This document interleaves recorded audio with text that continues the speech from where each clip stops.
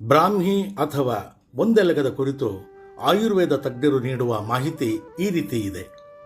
ಶತಮಾನಗಳಿಂದಲೂ ನೆನಪಿನ ವೃದ್ಧಿಗಾಗಿ ಬ್ರಾಹ್ಮಿಯನ್ನು ಬಳಸುತ್ತಾ ಬರಲಾಗಿದೆ.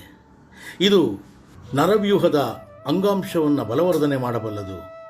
ಬುದ್ಧಿ ಸ್ವಾಸ್ಥ್ಯವನ್ನು ಕಾಪಾಡಲು, ಚಿತ್ತ ಸ್ಥಿಮಿತಕ್ಕೆ ತರಲು, ನರವ್ಯೂಹ ವ್ಯವಸ್ಥೆಗೆ ನೆರವಾಗಲು ಬ್ರಾಹ್ಮಿ ಬಳಕೆ ಮಾಡುತ್ತಾರೆ. ಬುದ್ಧಿಜಾಡ್ಯವನ್ನು ತೊಲಗಿಸುವುದರೊಂದಿಗೆ ಚಿತ್ತವೈಕಲ್ಯ ನಿವಾರಿಸುತ್ತದೆ. ಬುದ್ಧಿಯ ಸಾಮಾನ್ಯ ಗುಣಗಳನ್ನು ಇದು ವರ್ಧಿಸುತ್ತದೆ. ಗ್ರಹಣಶಕ್ತಿ, ಧಾರಣಶಕ್ತಿ ಹೆಚ್ಚಿಸುತ್ತದೆ. ಮನಸ್ಸಿನ ಯಾತನೆ, ಉದ್ವೇಗಗಳನ್ನು ಕೂಡ ಶಮನಗೊಳಿಸುವಂತಹ ಶಕ್ತಿ ಬ್ರಾಹ್ಮಿಗಿದೆ.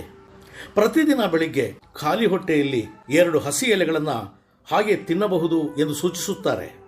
ಎಲೆಗಳನ್ನು ಅರೆದು ಜ್ಯೂಸ್ನಂತೆ ಬಳಸಬಹುದು, ಇಲ್ಲವೇ ರಸ ತೆಗೆದು ಸೇವನೆ ಮಾಡಬಹುದು.